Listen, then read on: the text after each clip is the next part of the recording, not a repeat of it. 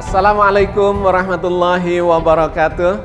Alhamdulillahirabbil alamin. Qalallahu ta'ala fi kitabihil karim. A'udzubillahi minasyaitonirrajim. Bismillahirrahmanirrahim. Wa ma khalaqnas samaa'a wal arda wa ma bainahuma la'ibin. Wassalatu wassalamu ala nabiyina Muhammadin wa ala alihi wa ashabihi wa ummatihi ajmain. Kita berjumpa lagi di dalam program Islam Futuristik episode 141.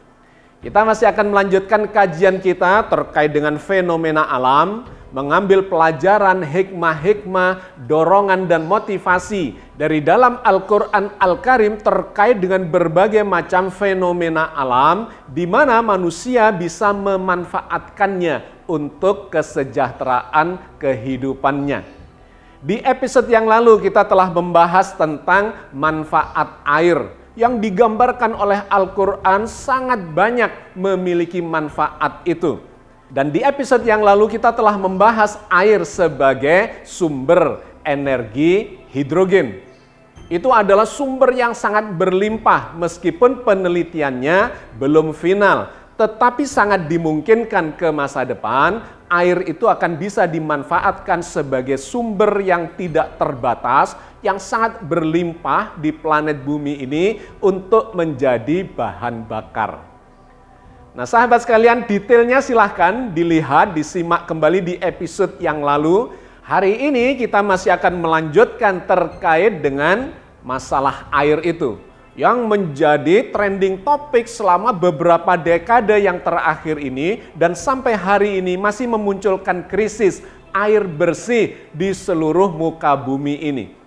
Kita melihat di berbagai negara memunculkan masalah itu dikarenakan air bersih itu ternyata meskipun jumlah air di planet bumi ini nanti kita lihat datanya sangat berlimpah, tetapi air bersih itu mengalami masalah dikarenakan ulah tangan manusia sendiri. Di antaranya terkait dengan polusi yang sedemikian besarnya di dalam masa atau periode industrialisasi yang semakin menggila. Dan di lainnya lagi digambarkan bahwa sumber-sumber air bersih, sumber-sumber air tawar di daratan itu mengecil. Dikarenakan terjadi deforestasi, terjadi penggundulan hutan dan kemudian jumlah air bersih itu menjadi menurun dikarenakan terjadi pengurangan luasan hutan di seluruh muka bumi ini dan itu berdampak sangat serius terhadap jumlah kapasitas air tawar yang bisa dihasilkan oleh mekanisme sirkulasi air di muka bumi ini. Sahabat sekalian, dalam kesempatan episode kali ini kita akan mencoba fokus untuk memahami masalah ini dan kemudian mencoba menemukan solusi-solusi yang sedang diusahakan oleh umat manusia secara teknologis terhadap krisis air bersih itu. Di dalam surat Qaf ayat 9 Allah berfirman bahwa Allah menurunkan air dari langit ke planet bumi ini sesungguhnya memiliki banyak manfaat buat manusia bahkan makhluk hidup di dalamnya. Wa nazzalna minas samaa'i ma'am mubarakah. Dan kami turunkan dari langit air yang banyak manfaatnya. Maka dalam perkembangan peradaban manusia dan teknologi yang terus maju ke masa depan, manusia telah memanfaatkan air ini dalam segala kebutuhannya. Di antaranya yang sudah kita bahas di episode yang lalu bisa menjadi sumber bahan bakar hidrogen yang sangat berlimpah. Yang lainnya lagi sudah dimanfaatkan oleh manusia, tenaga geraknya itu, alirannya yang deras itu bisa menggerakkan turbin kemudian ke generator dan menghasilkan listrik. Itulah yang kita kenal sebagai pembangkit listrik tenaga air. Di mana Al-Quran menggambarkan bahwa air yang diturunkan dari langit itu kemudian dialirkan ke lembah-lembah, ada elevasi, perbedaan ketinggian yang menghasilkan energi potensial atau energi gerak dan kemudian bisa menghasilkan listrik setelah melalui sistem pembangkitan listrik tenaga air itu. Allah berfirman misalnya di dalam surat Ar-Ra'd ayat 17. Anzala minas sama'i ma'am fasalat awdiyatum biqadariha Fahtamalas sailu zabadar rabiya. Allah telah menurunkan air dari langit, maka mengalirlah ia di lembah-lembah menurut ukurannya. Maka arus air itu membawa buih yang mengembang. Termasuk manfaat air hari ini yang akan kita fokuskan kajiannya, yaitu penyediaan air tawar bersih untuk kepentingan kehidupan manusia di muka bumi ini. Allah berfirman di dalam surat Al-Waqi'ah ayat 68. Afara'aitumul ma'alladzi tashrabun. Apakah kalian tidak memperhatikan air yang kalian minum? Allah menarik perhatian kita untuk memperhatikan air yang menjadi minuman kita itu.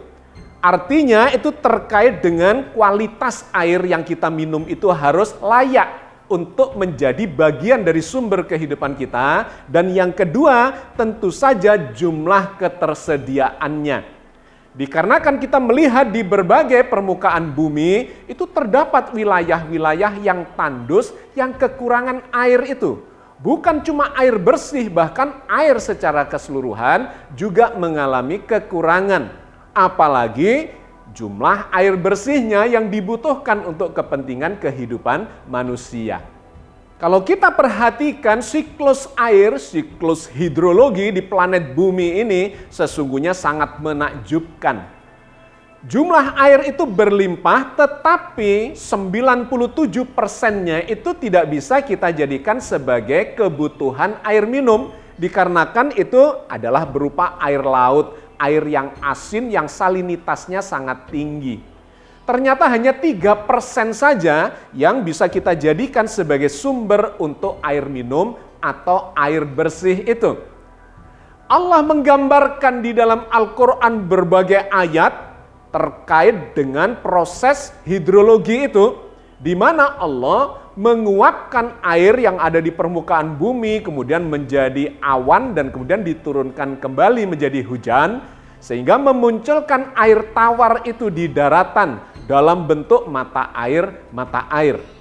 Di dalam surat Az-Zumar ayat 21 Allah berfirman, Alam tara anallaha anzala minas sama'i ma'an fasalakahu yanabi'a fil ardi. Apakah kamu tidak memperhatikan bahwa sesungguhnya Allah menurunkan air dari langit, maka diaturnya menjadi sumber-sumber air di bumi. Dan bukan hanya yang muncul dalam bentuk mata air itu, tetapi Allah memberikan informasi di ayat yang berbeda bahwa ada tempat-tempat penyimpanan air itu. Sehingga sekian persen dari jumlah air yang ada di planet bumi itu terus tersirkulasi secara sustainable untuk memberikan atau menjamin munculnya terjadinya kehidupan di planet bumi ini. Di dalam surat Al-Hijr ayat 22 Allah berfirman, Wa arsalna riyaha lawaqiha fa anzalna minas sama'i ma'an fa asqaynakumuh wa ma antum lahu bikhazinin. Dan kami telah meniupkan angin untuk mempertemukan gumpalan-gumpalan awan, maka kami turunkan hujan dari langit, lalu kami beri minum kamu dengan air itu, dan sekali-kali bukanlah kamu yang menyimpannya. Sahabat sekalian, sangat menarik Al-Quran memberikan gambaran terkait dengan mekanisme di mana Allah menyediakan air itu untuk kepentingan kehidupan di planet bumi ini. Bahkan di ayat yang lain lagi dalam surat Al-Mu'minun ayat 18 dengan sangat jelas Allah menggambarkan bahwa air itu sesungguhnya dikirim dari langit dan kemudian dijadikan menetap di planet bumi ini. Yang seandainya Allah menghendaki ditiadakan lagi itu, menguap dan uapnya lepas keluar angkasa, maka planet bumi ini pun akan menjadi tandus, mati, dan tidak bisa memunculkan kehidupan seperti yang kita tempati atau kita alami sekarang ini.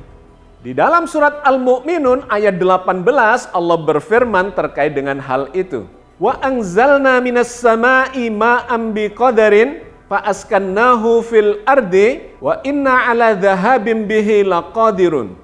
Dan kami turunkan air dari langit menurut suatu ukuran.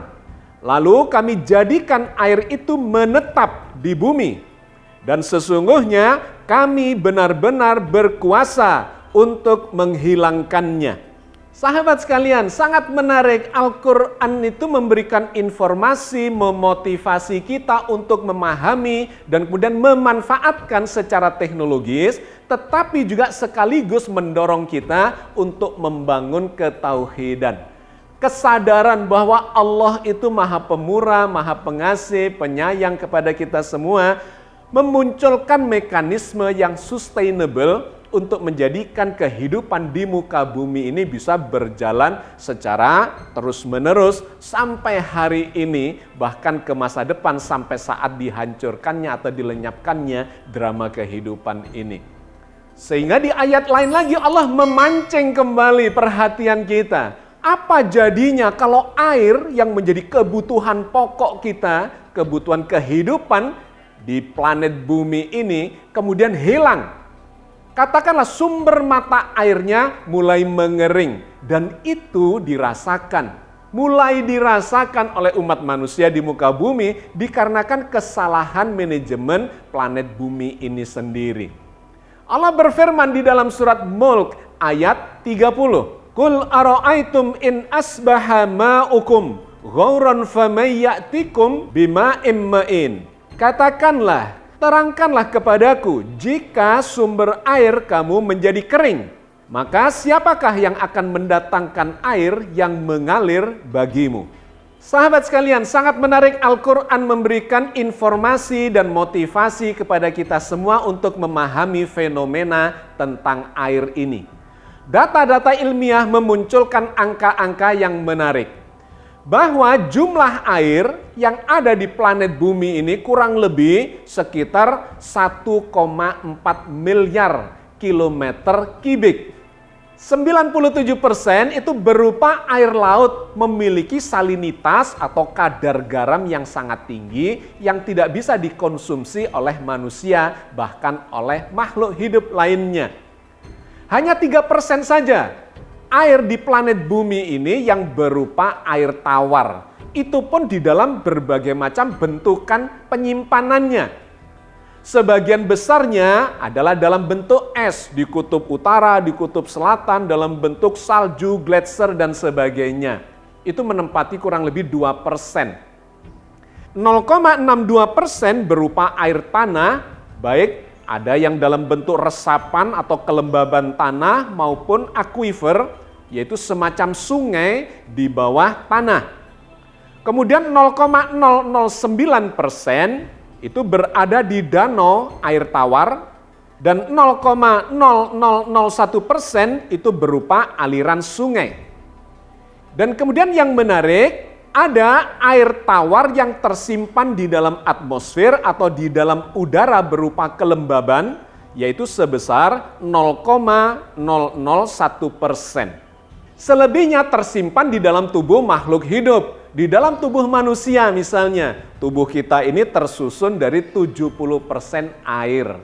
Di dalam tumbuh-tumbuhan, di dalam binatang-binatang, bahkan tanaman, tumbuhan, hutan itu batang pohonnya dan akar-akarnya, daun-daunnya semuanya menyimpan air tawar itu. Tapi seluruhnya air tawar itu sekali lagi jumlahnya hanya kurang lebih 3% saja dari jumlah air yang ada di planet bumi ini. Tetapi sesungguhnya 3% itu pun sudah mencukupi untuk kebutuhan manusia asal mekanismenya ini tidak dirusak sehingga mengalami penurunan dari segi jumlah maupun dari kualitas air itu. Dan ternyata dalam beberapa dekade yang terakhir ini umat manusia mengalami krisis air bersih itu dikarenakan terjadi polusi besar-besaran yang merusak kualitas air itu. Baik secara kimiawi, buangan limbah-limbah industri yang mencemari sumber-sumber air, termasuk sungai, termasuk danau, bahkan air tanah, ditambah lagi sampah-sampah rumah tangga, termasuk sampah-sampah plastik, itu memunculkan masalah besar-besaran dalam lingkungan hidup kita, termasuk terkait dengan kualitas air bersih kita itu. Dan bahkan sumber air, mata air itu mengalami penurunan jumlah dikarenakan memang terjadi penggundulan hutan sehingga siklus air bersih itu terganggu dengan sangat signifikan. Nah sahabat sekalian, maka di dekade terakhir ini muncul semakin intens upaya para ilmuwan untuk menemukan solusi teknologi yang bisa memberikan sumbangan air bersih itu bagi kehidupan manusia. Muncullah kemudian teknologi untuk mengambil, mengekstraksi air bersih yang ada di udara. Yang tadi angkanya kita dapatkan dari data ilmiah itu adalah sekitar 0,001%. Bahkan ini lebih besar daripada yang ada di sungai. Yang mengalir di sungai itu 0,0001%. 10 kali lipat dibandingkan yang ada di aliran sungai itu terdapat di udara. Maka di dekade yang terakhir ini muncullah satu inovasi dari para teknolog yang menghasilkan, menciptakan mesin pengubah udara menjadi air bersih itu. Sebetulnya teknologinya sangat sederhana, tetapi inovasinya, idenya itu yang sangat brilian. Dikarenakan tidak lagi mengambil dari aliran air, baik sungai atau dari air tanah atau dari air hujan, melainkan ada satu penyimpanan yang tersedia di mana-mana dalam bentuk kelembaban udara itu. Meskipun memang tingkat kelembaban itu bervariasi, tetapi di kawasan yang tandus pun ternyata kelembaban udara itu masih sekitar 20%. Misalnya nih di padang pasir, saya pernah melakukan perjalanan ekspedisi Sungai Nil di Mesir. Kalau di kota Kaironya itu, atau apalagi yang dekat dengan Sungai Nil, itu masih cukup tinggi, kira-kira 30-40%-an kelembaban udaranya. Tetapi kalau kita masuk ke kedalaman padang pasir, kawasan yang tandus, di sana itu kira-kira cuma tinggal 20% saja kelembaban udaranya. Di kawasan yang seperti ini pun mekanisme untuk mengubah udara menjadi air itu dimungkinkan. Dan itu sudah dibikin oleh sejumlah teknolog dari Israel maupun Amerika yang kemudian sudah dirilis bernama water gen atau water generator. Tetapi para mahasiswa di Universitas Gadjah Mada pun di Indonesia sudah bisa membuat mesin yang seperti itu, yang mereka sebut sebagai magic water harvester. Mengubah udara menjadi air bersih. Sekali lagi teknologinya memang sebetulnya sederhana. Udara itu dialirkan ke dalam mesin itu, disedot, kemudian dipurifier, dimurnikan untuk menghilangkan debu-debunya, polusinya, dan seterusnya. Ketika murni dimasukkan ke bagian yang mendinginkan dan mengembunkan. Nah, kecepatan pengembunan itulah yang menjadi kapasitas produksi dari air bersih itu. Sahabat sekalian, teknologi yang kelihatan sederhana ini menjadi solusi yang sangat baik buat penduduk-penduduk di kawasan yang tandus atau di kawasan-kawasan yang tidak memiliki daya beli untuk membeli misalnya air mineral yang sekarang dikemas dan menjadi mahal harganya itu. Dan juga di kawasan-kawasan yang sumber mata airnya mulai mengering dikarenakan perbuatan manusia sendiri, itu bisa disediakan mesin-mesin pengubah udara menjadi air bersih itu. Apalagi di kawasan Indonesia sesungguhnya tingkat kelembaban udara itu jauh lebih tinggi dibandingkan misalnya di Mesir atau kawasan-kawasan padang pasir itu. Kalau di sana itu kurang lebih kelembabannya berkisar antara 20-40%, di Indonesia itu kelembaban minimalnya adalah sekitar 70% sampai 95%. Rata-ratanya bisa ada di antara 80%-an. Artinya kandungan air di dalam udara di Indonesia ini sesungguhnya sangat besar.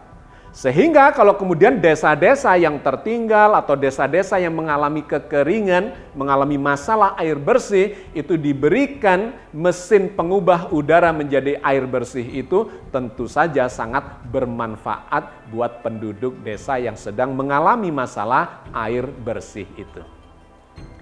Oke sahabat sekalian, saya kira kita cukupkan kajian kita sampai di sini untuk membangun kesadaran terhadap informasi Al-Quran yang mengabarkan fenomena alam di sekitar kita yang Allah berikan, karuniakan kepada kita, tetapi kita melakukan perusakan dan memunculkan masalah bagi kehidupan kita sendiri.